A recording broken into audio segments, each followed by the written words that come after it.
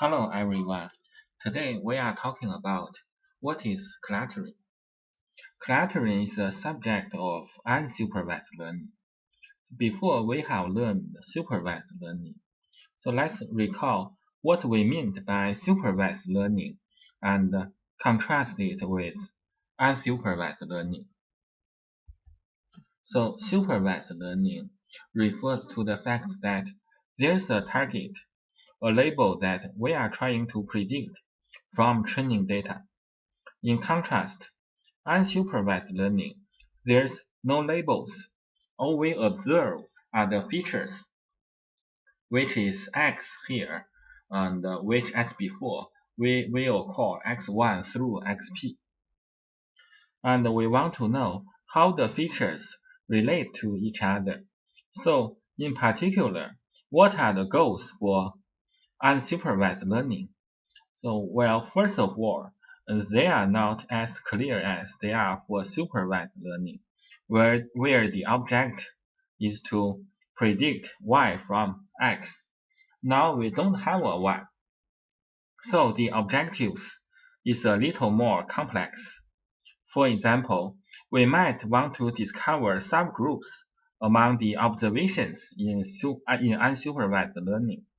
We might want to know, is there a good way to view the data? There are lots of methods for unsupervised learning, but in this short lecture, we are just going to talk about clustering.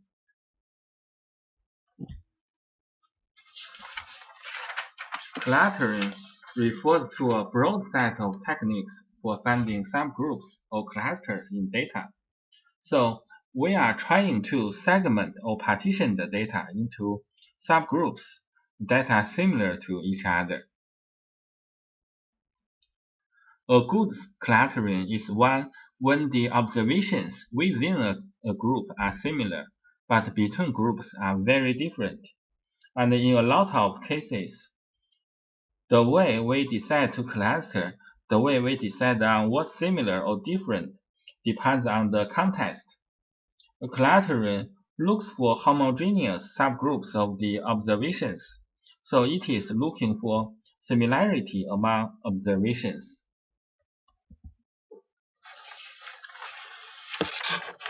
There are many different types of clustering methods, so we are going to talk about two clustering methods, although there are lots more. But the two most important methods which we'll talk about are k-means clustering, in which first we'll predefine k. K is the number of clusters, and then we'll see there's a way of grouping the observations into the k groups. And then, of course, we'll have to define what k is, what's the number of subgroups, and that's going to be an important and difficult choice. And the second method is called hierarchical clustering, in which we don't pre-specify the number of clusters k. And this is nice because we get to see the clustering for all numbers of clusters k in hierarchical clustering. However, for the limitation of time, today we focus on k-means clustering.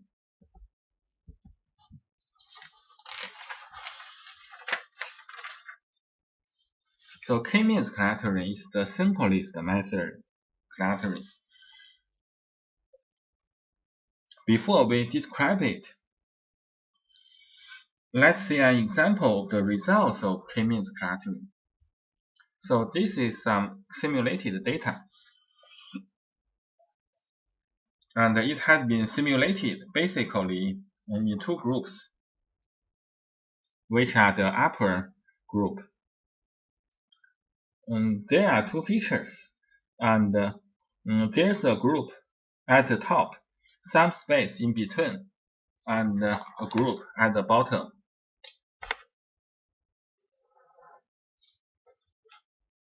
And now we apply k-means clustering, and we have to pre-specify k.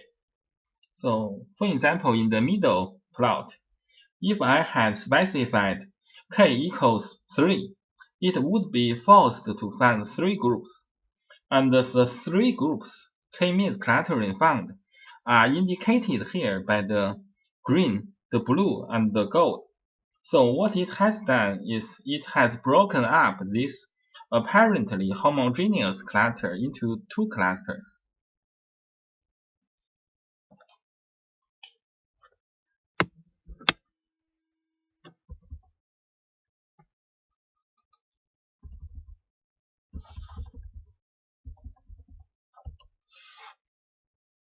So you can see that the effect of k-means clustering is the k is really important.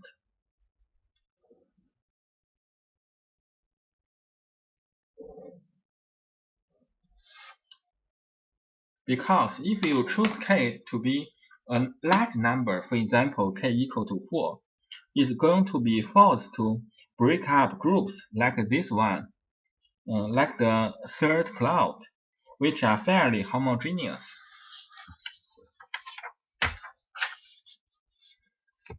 Now, let's actually look at the details of k-means clustering.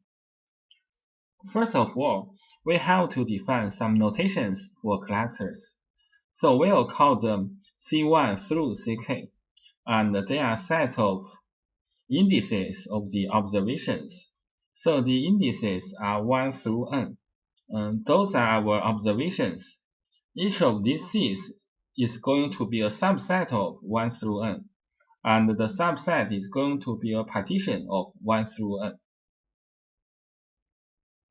Now, as we want to get more formal, we'll say, well, the C's, their union is 1 through n. So if we can count them all together, they make up 1 through n.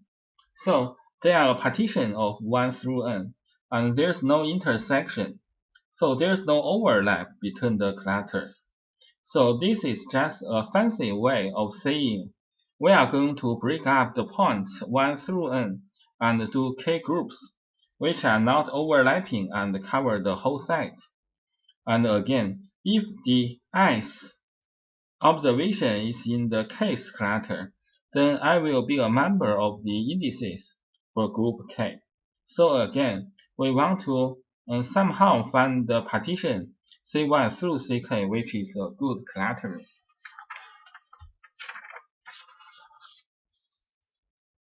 Well, what do you mean by good clustering? So k-means clustering defines good clustering to be one in which the within cluster variation is small. So getting back to this picture,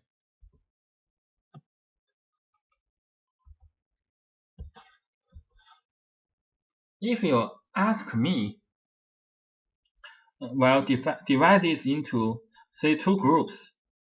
Well, the notion that k-means is going to use is say, I'm going to find 2 groups so that within each group, like within the gold, the variation is small within the group so that the points are close together. Similarly, for this group, the points are close together. It is a very intuitive definition, and we want to find the partition C1 through Ck to minimize the total within cluster variation. So we are going to assign the endpoint to k clusters so that the total within cluster variation summed up over the k clusters is as small as possible. We normally define within cluster variation to be the Euclidean distance, the pairwise squared distance between each pair of observations in the cluster, added up over the p-feature. So this is in the Euclidean or squared distance because observations 1 and 1 prime, I and I prime, and we sum it up over all I prime in the cluster. So this is the total pairwise between every pair in the cluster Ck. And we are going to minimize the total of this over k, the total variation over all clusters. And here it is. So here is our optimization problem now. here's the within cluster variation, and we are going to find the clustering C1 through Ck that minimize that. So we have a criteria.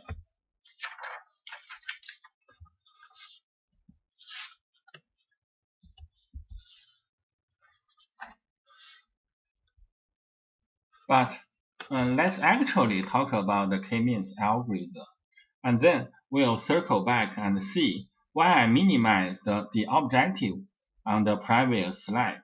So how k-means clustering works?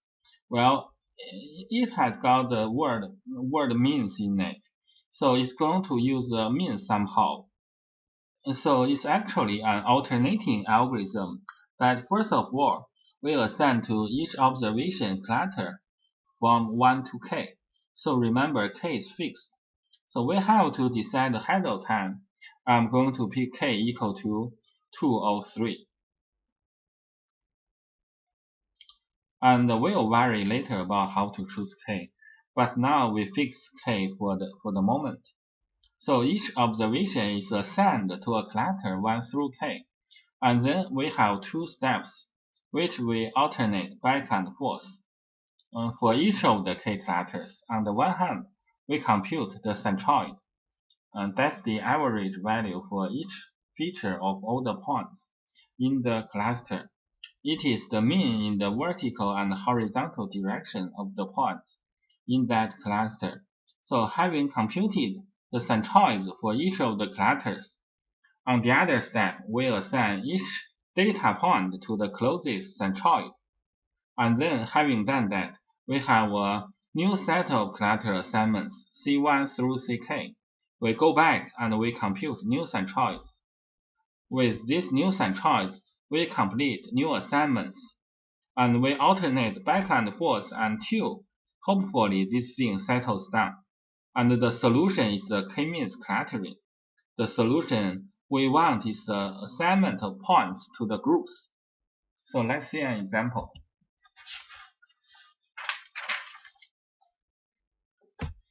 Here is the example. This is our data, which is unlabeled. So now we choose k equal to 3. So in the first step, we are going to assign points at random to clusters. So we have indicated this by the colors. So each point is assigned to a different color. And you see the grouping is not very good yet. In other words, we are thinking that this is one group and this is another group. But we are nowhere near the clustering at this point.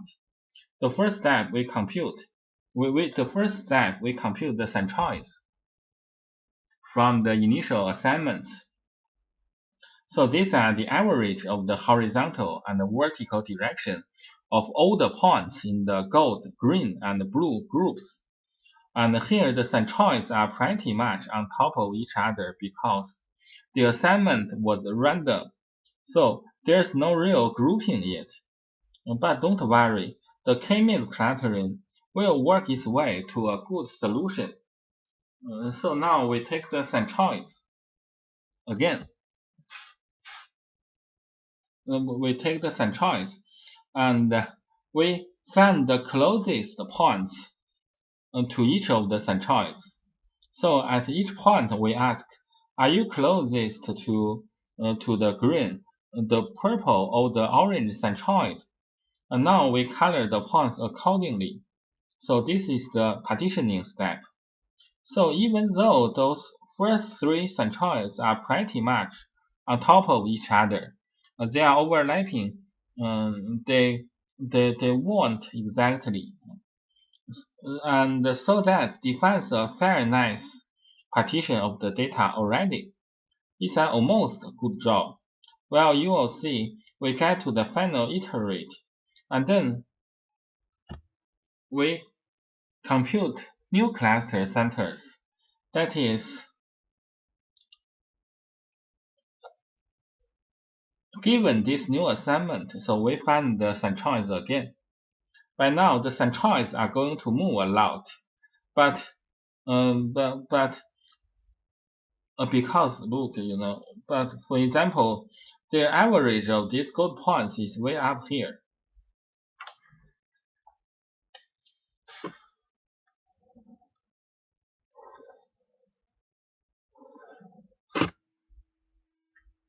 Now the centroids are sitting really right in the middle of the clusters. And the algorithm, we are going to continue and make a few refinements. And here's the final k-means solution for this example. So this k-means clustering algorithm is very intuitive.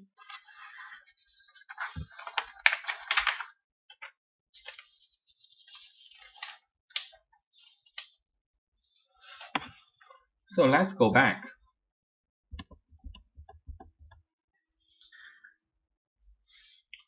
Remember, we had a subjective function, so which was the total within variation we want to minimize, right? So we want to find a partition that minimizes this within variation, within cluster variation.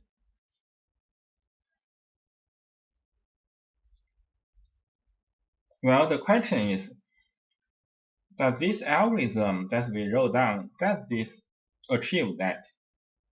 That means, so can you see that the algorithm will always decrease the value of the within cluster variation? So the key to do it really is that you can write the pairwise variation as the variation around the component-wise means. So this is really the key to k-means clustering. So we really didn't care about the centroids. We care about the clustering. What k-means clustering has done is it has changed this to an equivalent expression involving the centroid. And now k-means clustering finds both the component C1 through Ck as well as the centroids X bar. And what it does at each step is minimize over Ck on the one hand or minimize over the centroid on the other hand. And each of those steps is going to decrease this criterion and hence decrease this.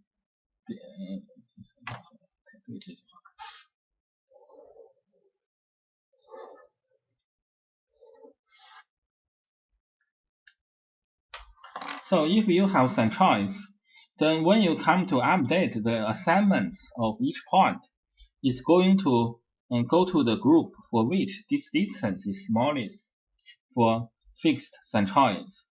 And on the other hand, if all the assignments are fixed, we know that the sample mean minimizes the sum of squares. And so that's why each of those steps necessarily makes the criterion go down. So this is very sleek.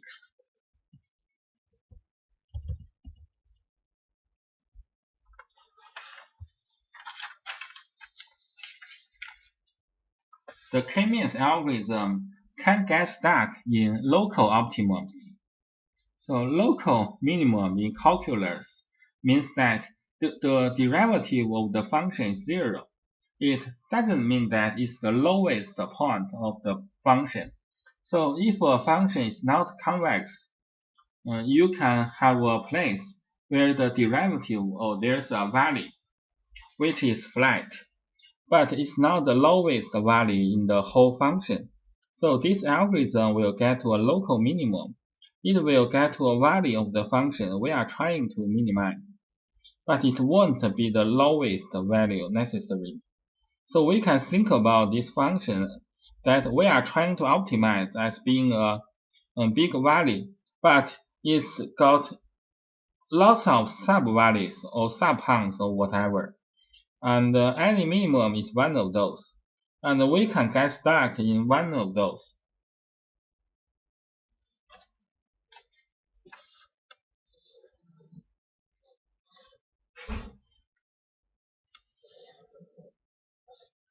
And the k-means algorithm will land you in a valley, but not necessarily the lowest valley, because the function is not convex. So actually, here's an example. So if this is for the same data, so here's an example where we start the algorithm from 6 different starting configurations. So remember, a starting configuration was we assign each point at random to one of the clusters. And this is actually a good thing to do with k-means clustering since we are not guaranteed to get the global minimum, we start the algorithm at more than one place, and we just examine the value of the criterion at the end of each case. Remember, starting the algorithm was this random assignment of points to the number of clusters we are using. So when we start the algorithm from different places, we get actually quite different solutions. So look at those plots. Don't worry about the color because the color is not important. So it looks like we got three different solutions and three different number of the within cluster variation on top of each plot. The ones we are colored in red on the top all have exactly the same distance. So they are actually all the same. And the coloring are different, but the coloring is arbitrary. So these four panels, in between, give us the same good solution, but the top left and the bottom right are actually bad solutions.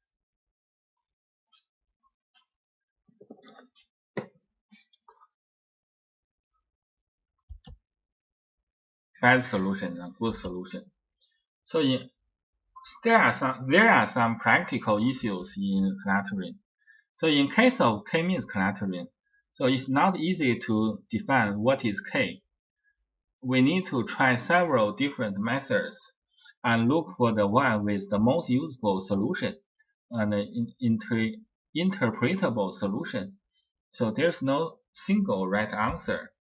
And most importantly, the results should not be taken as the absolute truth about a data set.